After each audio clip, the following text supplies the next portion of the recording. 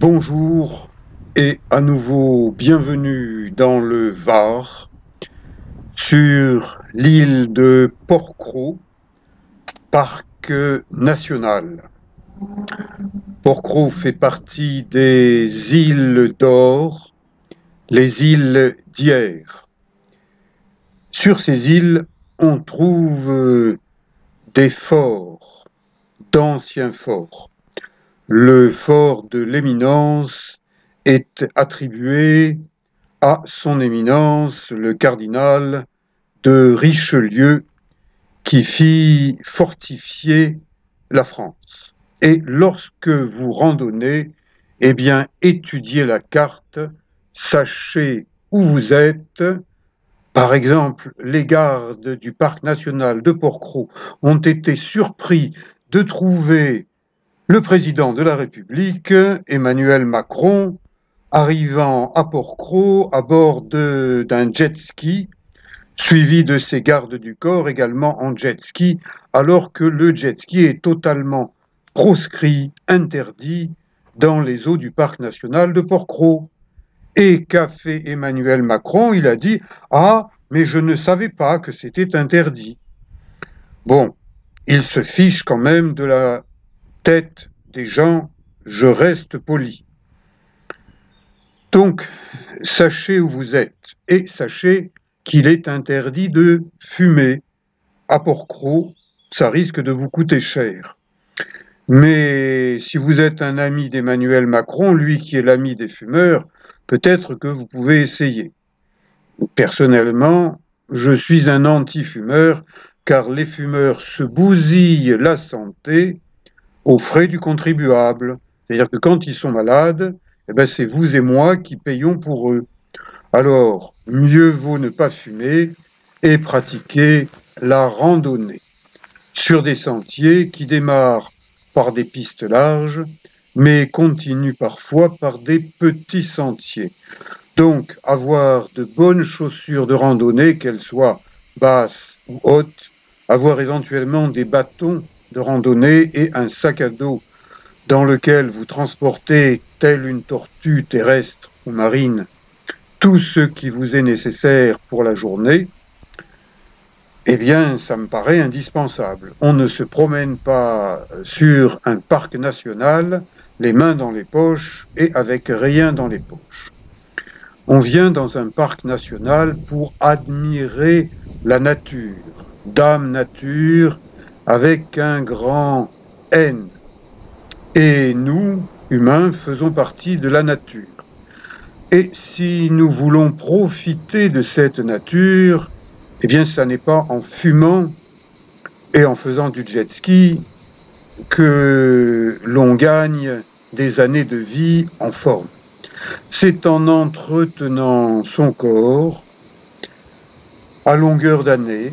Je ne dis pas au quotidien et minute par minute, il ne faut pas être obsédé ou obsédé par son corps, mais il faut quand même l'entretenir. Et si à 71 ans, j'exerce toujours le beau métier de masseur kinésithérapeute, eh bien c'est parce que je suis encore un guide sur le chemin de la santé par le mouvement et par le massage. Je vous l'ai montré précédemment dans d'autres documentaires, je vous le montrerai encore. Je ne suis pas un modèle du style Apollon, mais je suis un modèle de santé. Vous pouvez vous inspirer des mouvements que je vous montre, essayez-les en douceur. S'ils vous conviennent, eh bien c'est qu'ils vous conviennent, dirait Monsieur de la Palisse, donc vous pouvez les utiliser. Si quand vous les essayez, vous avez mal quelque part, c'est que soit le mouvement n'est pas fait pour vous, et les mouvements ne sont pas faits pour tout le monde, soit que vous ne vous y prenez pas très bien. Donc, mon conseil, adressez-vous à un masseur kinésithérapeute, adressez-vous à un prof de culture physique, maintenant on dit un coach, parce que parler anglais, comme Manu Macron, eh bien ça fait bon chic, bon genre. J'observe la nature, je la filme, je vous la montre, je la partage en l'expliquant. Ici, une flaque d'eau de mer salée qui laisse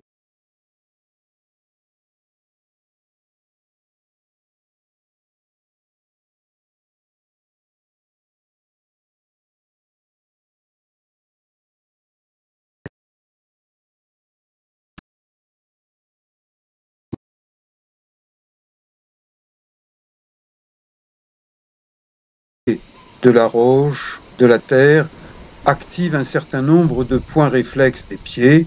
Donc vous faites, en marchant pieds nus, comme M. Jourdain qui faisait de la prose sans le savoir, vous faites de la réflexologie et vous dites, mais finalement ça m'a un peu piqué les pieds, mais je me sens mieux après avoir marché pieds nus sur un chemin, sur des rochers. Faites-le doucement et ne sautez pas le pas quand le pas est un peu haut et que vous risqueriez à l'arrivée de vous faire mal, voire de vous noyer.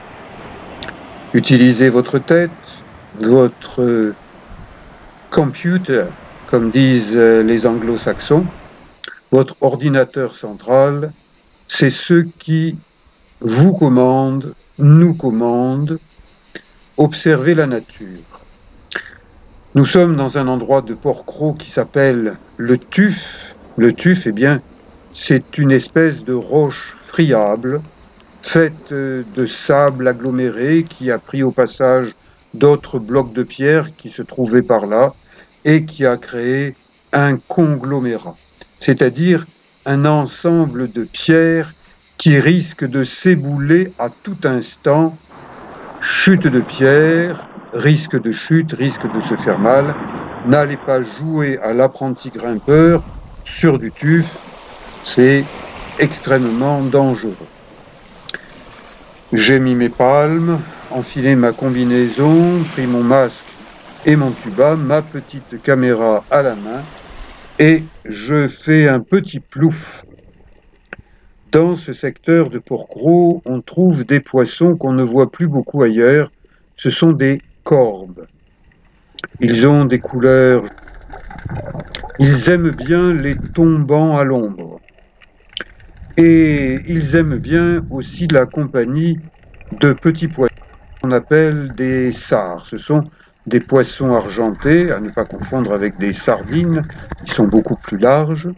Ils ont une bande noire derrière la tête, une bande noire au niveau de la queue. Ils sont argentés, dorés, ils peuvent être rayés.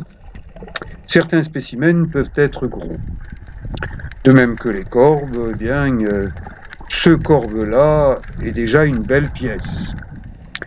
Mais vous savez que Port-Cros étant un parc national, il est strictement interdit de pêcher par quelque moyen que ce soit. La pêche, la chasse sous-marine sont interdites. Par contre, la chasse photo, la vidéo, ça c'est autorisé car ça ne dérange pas trop les petits poissons. Là, des castagnols, poissons qui restent petits.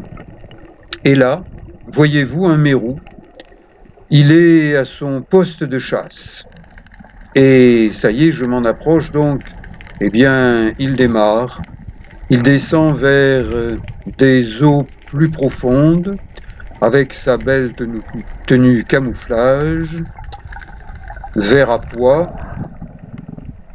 Il disparaît. Une girelle, poisson de surface, coloré. Le mâle est plus coloré que la femelle, car si jamais on chasse, eh bien mieux vaut tirer un mâle qu'une femelle. Je suis très près de la surface. Le dessous de la mer ressemble au dessus, avec les mêmes formes de roches stratifiées, avec des creux, des cuvettes, des trous, des endroits où les animaux peuvent se cacher, se camoufler, bien vivre. Au niveau du tuf, prenez le temps de regarder sous la mer, prenez le temps de regarder au-dessus. Les roches, la végétation, ne touchez à rien, respectez la nature, c'est ce qu'on vous demande dans tous les parcs nationaux, de faire en sorte que les humains soient en harmonie avec la nature. Ce qui ne veut pas dire qu'il est interdit de marcher. Mais si, comme moi, vous marchez un peu au-dessus du vide, faites quand même attention. Et surtout, ne vous tirez pas au rocher parce que c'est un rocher friable. C'est du sable comprimé par la nature, et ça reste du sable. Donc, roche friable, donc roche dangereuse.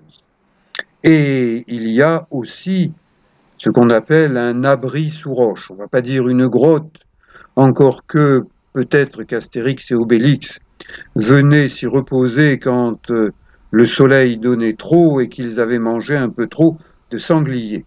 Il y a quelques sangliers à Port-Cros et même des pièges à sangliers. Un petit malin y a glissé une bouteille de Côte de Provence. Je ne sais pas si c'est le bon moyen d'attirer les sangliers. On les amadoue plutôt avec des grains de maïs. Paysage unique de l'île de Port-Cros, le Tuf. Mais pour aller à cet endroit, en partant du village, il vous faut traverser en diagonale toute l'île. C'est-à-dire qu'en fonction de votre vitesse de marche, il vous faudra 1 à 2 heures. Privilégiez plutôt plus de temps pour prendre le temps de regarder la nature. Si vous marchez au chronomètre en courant, eh bien vous passez à côté de beaucoup de choses. Donc, lorsque vous êtes dans une nature aussi belle, aussi généreuse que ce parc national de Port-Cros, ne courez pas, marchez tranquillement en regardant le cadre dans lequel vous avez la chance de marcher ou bien de nager. Je vous ai dit, on voit au-dessus de l'eau et au-dessous de l'eau le même genre de roches, avec des anfractuosités où peuvent se cacher les poissons. En surface, avec d'autres anfractuosités où peuvent nicher des oiseaux marins. Eux aussi sont protégés par le parc national. Respectez-les.